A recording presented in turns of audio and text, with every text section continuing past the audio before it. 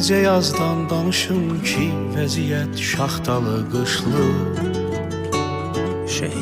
Necə mən bayram edim ki, bir ananın gözü yaşlı.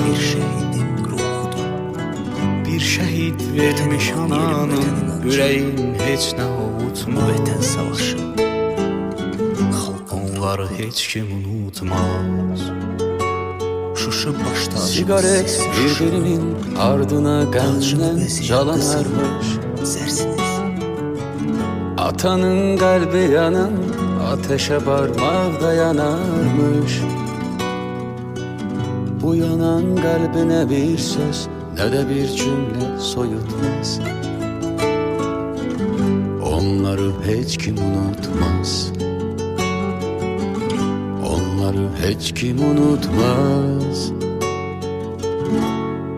Bu dərdi yazan sanmaq olar.